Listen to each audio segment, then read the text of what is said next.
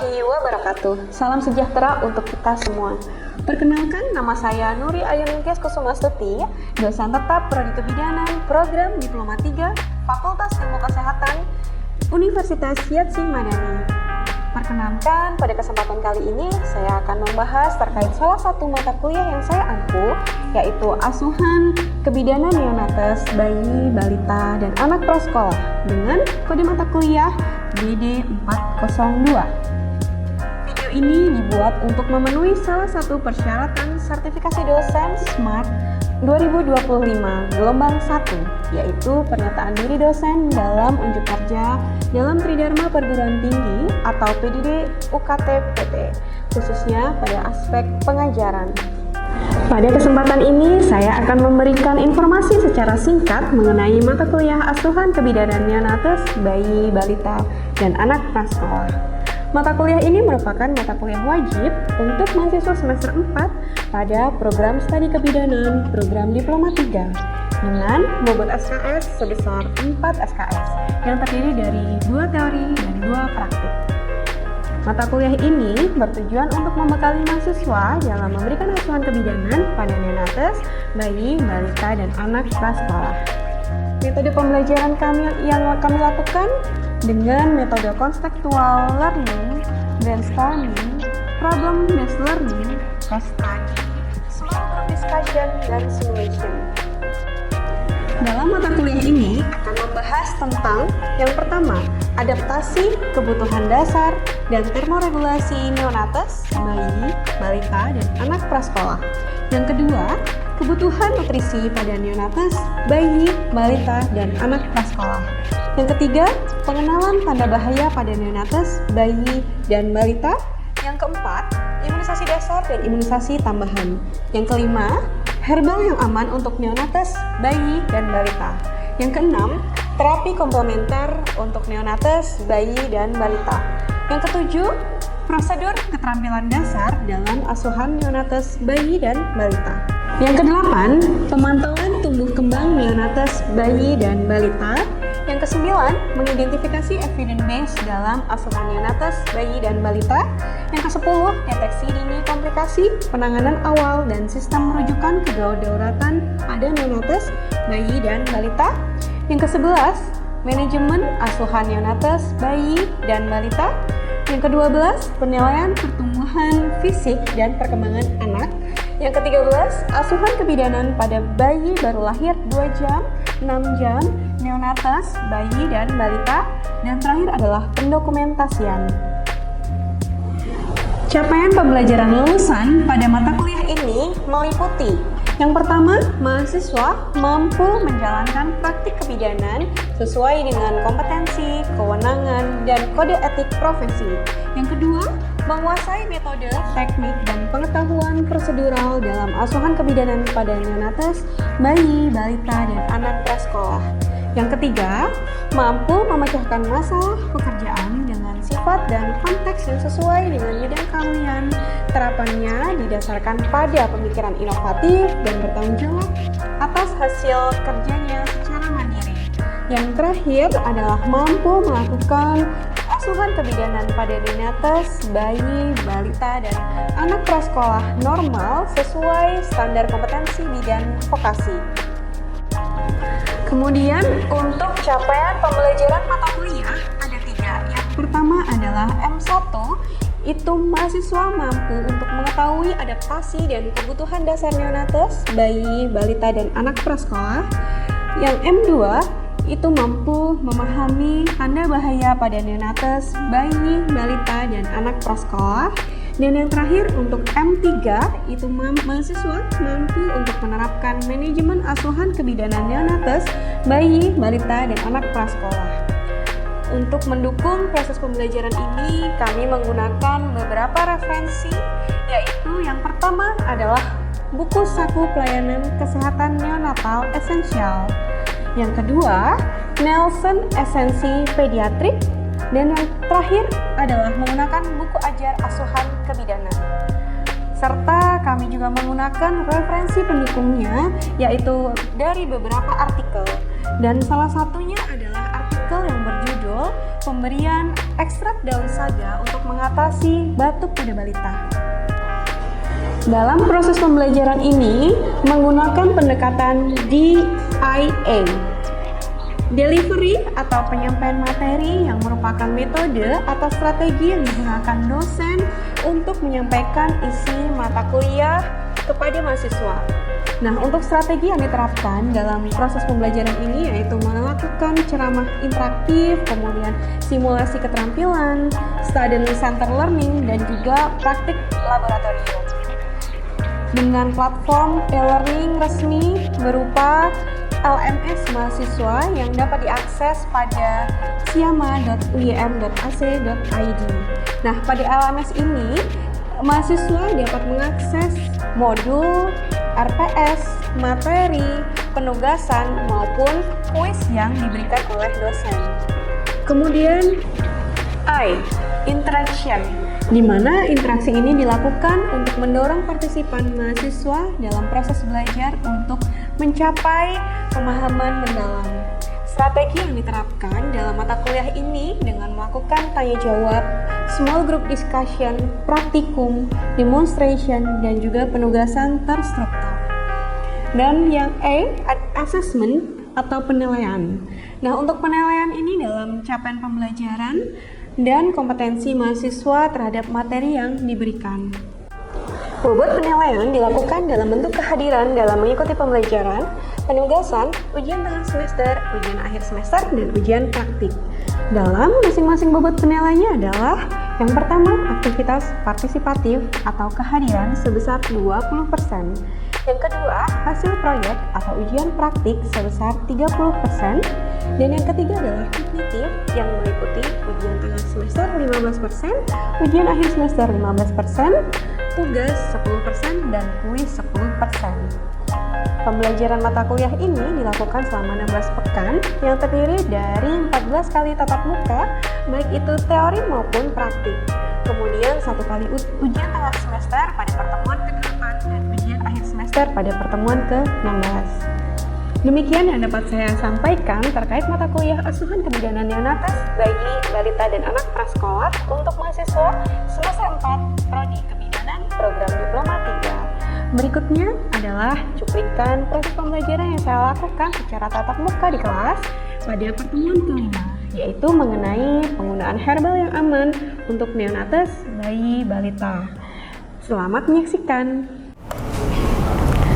Assalamualaikum warahmatullahi wabarakatuh. Waalaikumsalam warahmatullahi wabarakatuh. Oke, kalau ibu mengucapkan selamat pagi, kalian jawabnya pagi, gitu ya. Oke, siap ya? Oke, selamat pagi semuanya. Pagi. Masya Allah, semangat semuanya ya untuk mengikuti perkuliahan pada pagi hari ini. Oke, sudah siap semuanya ya untuk kuliah ya? Oke, sebelum kita memulai perkuliahan hari ini, kita berdoa terlebih dahulu menurut keyakinan dan agama masing-masing ya. Berdoa dimulai.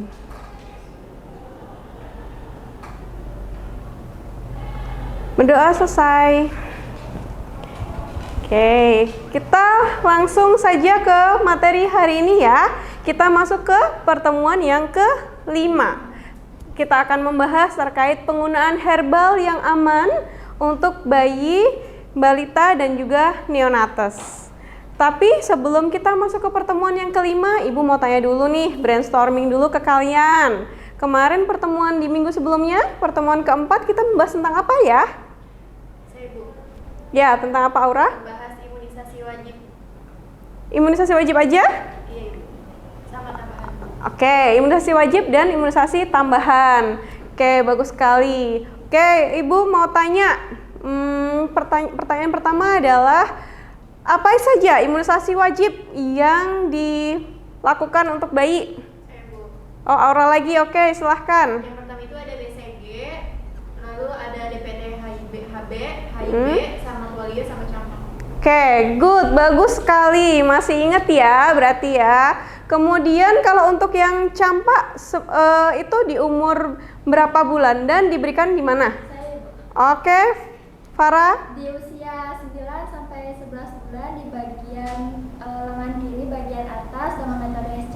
Oke, pintar sekali. Pertanyaan terakhir deh. Imunisasi apa untuk yang tambahan? Imunisasi tambahan apa aja? Saya Bu. Oke, silahkan Florenisa. Ada tifoid, influenza, varicella, MMR, HPV, dan JE. Oke, pinter-pinter sekali ya. Berarti kemarin pertemuan minggu kemarin kalian sudah paham semuanya dan masih ingat sampai sekarang. Oke, baik. Kalau gitu kita lanjut ke pertemuan yang kelima. Nah, tadi itu kan yang pertemuan sebelumnya, minggu sebelumnya, imunisasi tambahan dan wajib bagi bayi itu memang sangat perlu ya untuk mencegah terjadinya penyakit kepada bayi. Nah, kalau misalkan dalam suatu kondisi tertentu bayi itu kemudian harus mengalami suatu penyakit gitu ya. Jadi kan kita harus bagaimana kita harus cara menanggulanginya, mengatasinya kepada bayi gitu ya, untuk bayi. Nah, yang kalian tahu apa? Penanganan atau penata laksanaan jika bayi itu misalkan mengalami gejala-gejala yang ringan aja, misalkan seperti batuk, pilek, demam. Nah, biasanya kalian taunya pakai apa? Obat-obatan? Iya. Obat-obatan farmakologi atau non farmakologi? Herbal. Biasanya kalau di kalangan kalian sudah banyak yang menggunakan herbal atau masih menggunakan obat-obatan yang beli di apotik atau di warung gitu? Kebanyakan beli di apotik ya, berarti kan masih yang menggunakan terapi secara farmakologi karena menggunakan obat-obatan medis gitu ya. Dan tentunya obat-obatan medis itu menurut kalian aman nggak? Adakah efek samping untuk bayi? Ada gitu ya. Nah, itulah yang perlu diperhatikan ya, karena memang kalau bayi tubuhnya juga masih dalam proses adaptasi, sehingga kita perlu untuk mencari alternatif lain, pengobatan lain gitu. Jadi alternatifnya apa?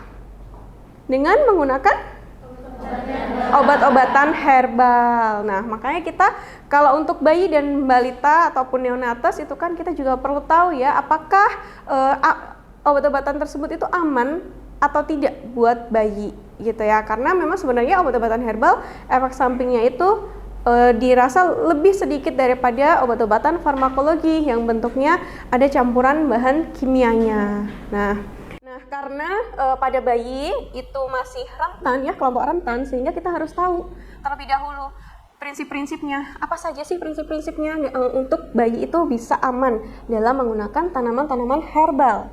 Yang pertama, tentunya kita harus, karena bayi itu susah juga ya, sulit untuk meminum obat. Jadi yang pertama, bentuk sediaannya yang perlu diperhatikan. Biasanya kalau nggak bentuknya encer, itu biasanya sudah, kalau di apotek sebenarnya beberapa juga ada yang campuran herbal.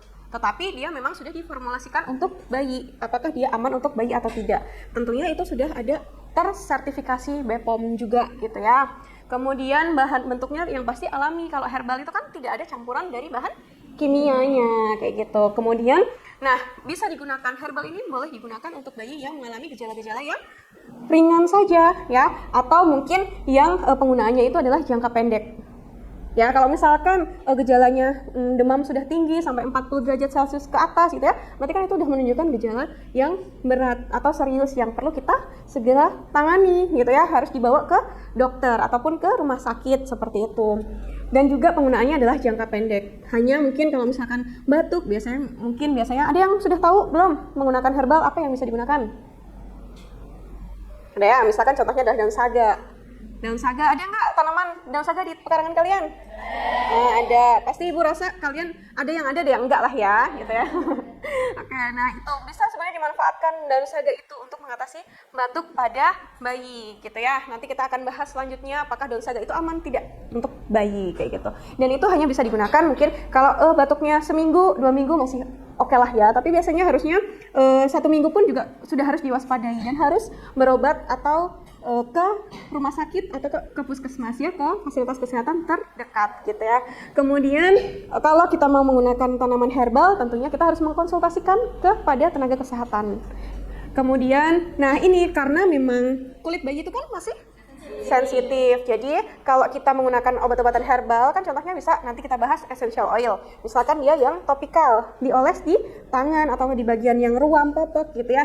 Nah itu harusnya itu nanti kita lihat dulu apakah nanti misalkan di ruang popok dia lebih iritasi atau tidak, atau kemerahan atau tidak. Kalau gejalanya lebih berat, menimbulkan gejala-gejala lainnya, maka kita harus hentikan untuk pengobatan herbal tersebut kayak gitu ya, karena kulit bayi masih sensitif. Oke, kemudian selanjutnya kita harus perhatikan juga ya, kalau untuk penggunaan obat herbal yang topikal yang dioles ke kulit itu kan harus diperhatikan apanya, karena dia kulitnya sensitif. Oke, nah karena kulitnya sensitif, maka kita harus lihat dulu reaksinya ya, apakah obat-obatan herbal itu akan berpengaruh terhadap kulit bayi atau tidak. Misalkan contohnya seperti ruang popok. Nah, ruang popok itu kan ada kemerahan gitu ya. Nah, ruang popok itu nanti jika dioleskan dengan obat-obatan herbal itu akan menimbulkan alergi atau tidak, atau mungkin kemerahannya lebih parah lagi atau tidak gitu ya. Kalau misalkan akan memperparah gitu, jadi kita harus hentikan pengobatan herbal tersebut. Kemudian kalau misalkan di penggunaannya melalui oral, diminum gitu ya, kita juga harus melihat apakah tubuh bayi itu akan mengalami reaksi atau tidak. Kalau reaksinya negatif, misalkan seperti bayinya jadi mual, muntah gitu ya, jadi dia pengobatan herbalnya juga harus dihentikan gitu ya, karena memang bayi itu masih dalam proses adaptasi gitu ya, jadi harus benar-benar diperhatikan apapun yang masuk ke dalam tubuh bayi. Oke, nah inilah contoh-contohnya, mungkin ini beberapa contoh saja ya, herbal apa saja yang aman yang digunakan untuk bayi maupun neonates gitu ya. Nah, yang pertama adalah chamomile. Ada yang pernah dengar teh chamomile? Ada yang udah pernah minum? Belum pernah ya. Nanti coba kalian cari di Shopee gitu ya, membeli teh chamomile rasanya enak atau tidak gitu ya.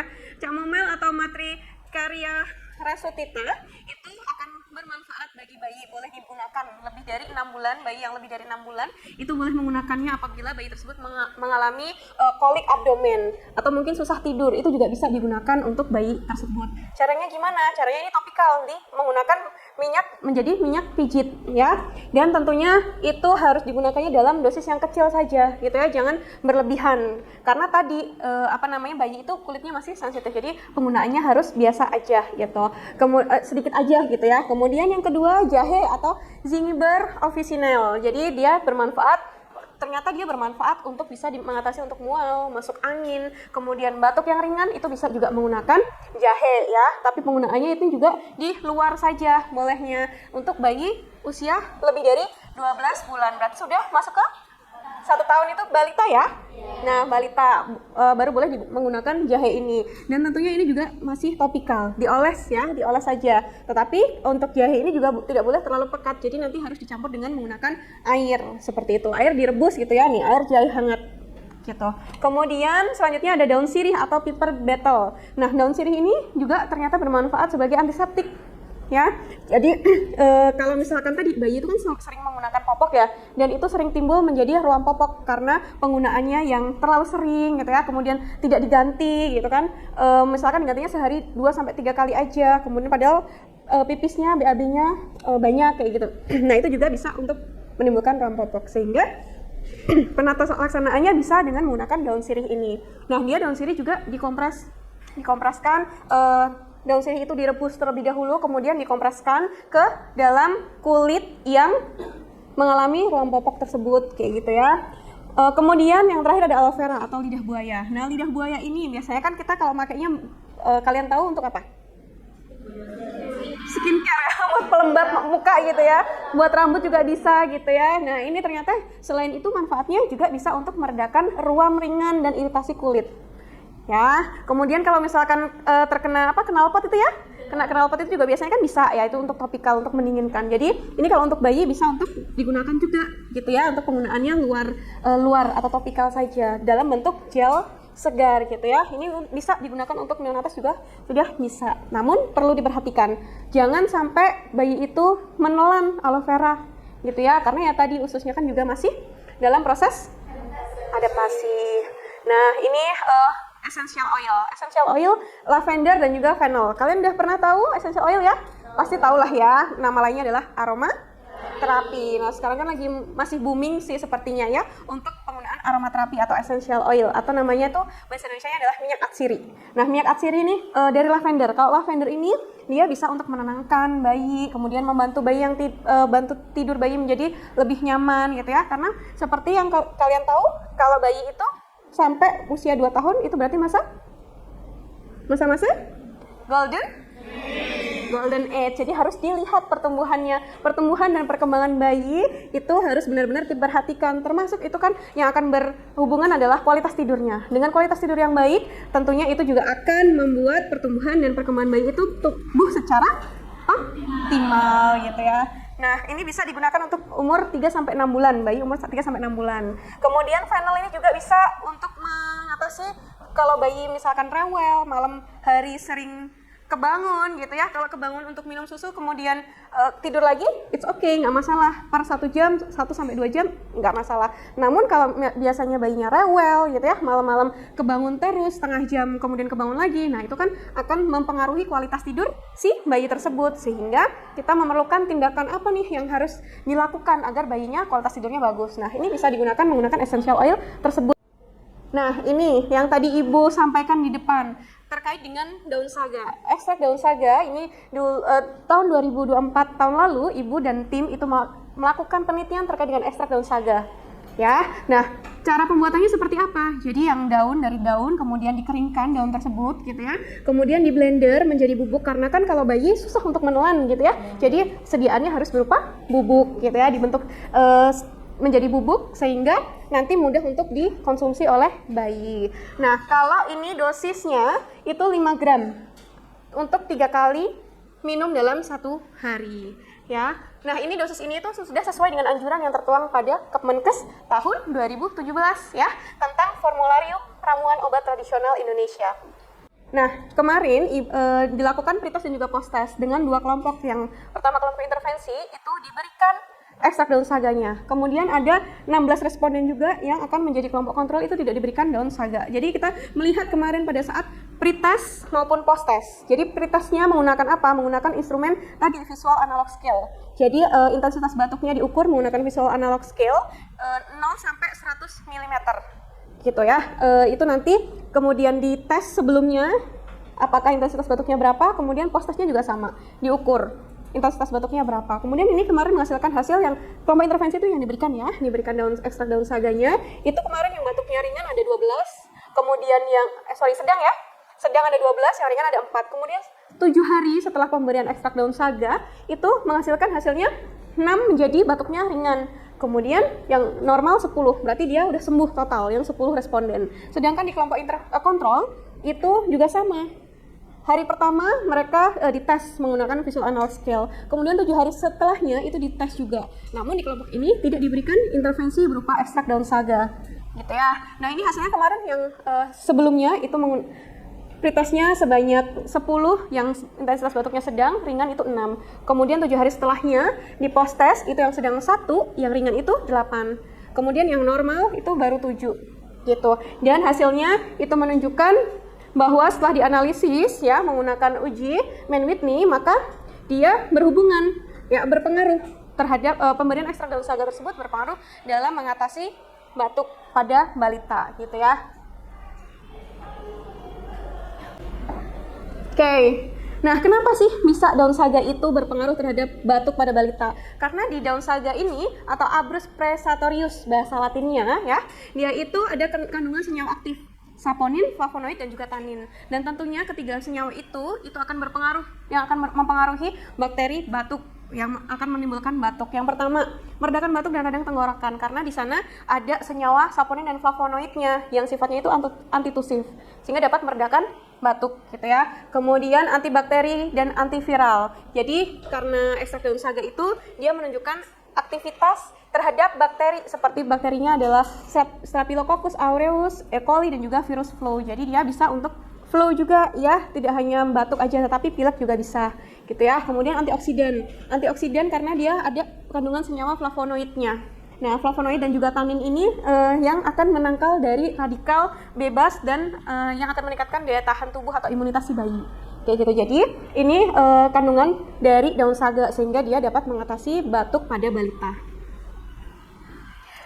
Nah, itu tadi adalah beberapa tanaman herbal yang mungkin kalian ketahui ya, yang aman untuk bayi, dikonsumsi untuk bayi gitu ya. Nah, namun yang perlu kalian ketahui juga ada beberapa herbal yang tidak dianjurkan untuk bayi ya. Contohnya misalkan seperti madu. Madu ini tidak boleh dikonsumsi pada bayi umur kurang dari 1 tahun.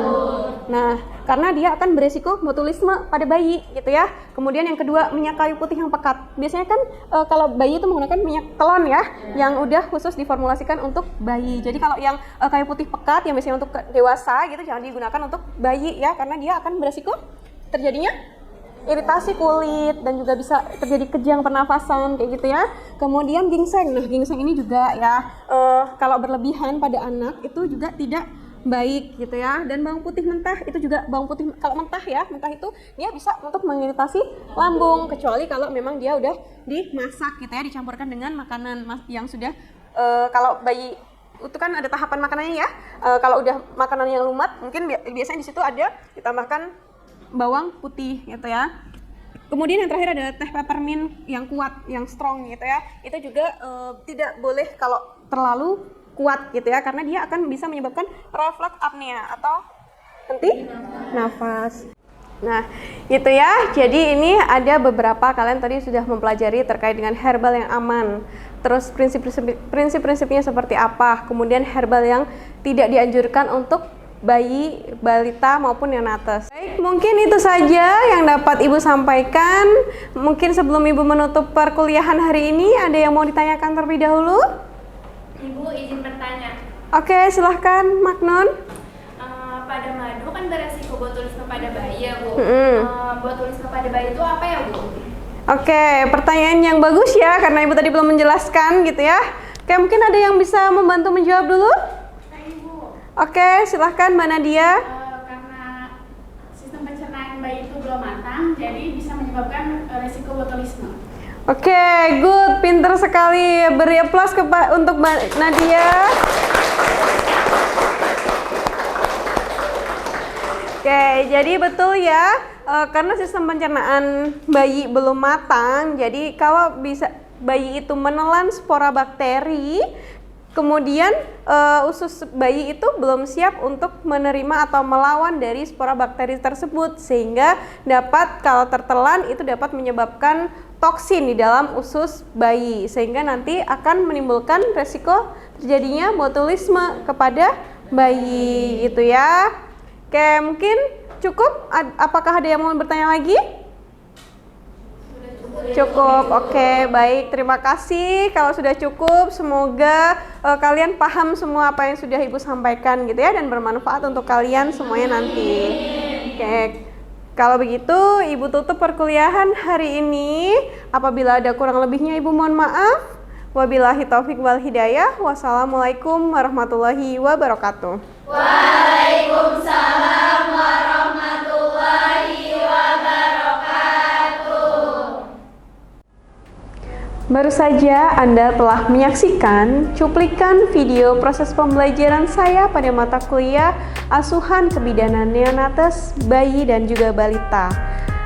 Pada pertemuan yang kelima yang berfokus pada penggunaan herbal yang aman untuk bayi dan juga balita. Sebagai calon tenaga kesehatan, penting bagi kita untuk tidak hanya mengandalkan warisan tradisional saja, tetapi juga mengedepankan prinsip keamanan, bukti ilmiah, dan juga etika praktik dalam penggunaan tanaman obat. Terima kasih saya ucapkan kepada Kemendikti-Saintek melalui Direktorat Jenderal Perguruan Tinggi LL-Dikti 4 Wilayah Jawa Barat dan Banten, dan seluruh tim dosen SMART 2025 atas kesempatan dan dukungannya. Saya juga mengucapkan terima kasih kepada pimpinan Universitas Yatsy Madani, kolega dosen, serta semua mahasiswa yang berkontribusi dalam proses pembelajaran ini. Demikian yang dapat saya sampaikan, semoga bermanfaat. Wassalamualaikum warahmatullahi wabarakatuh.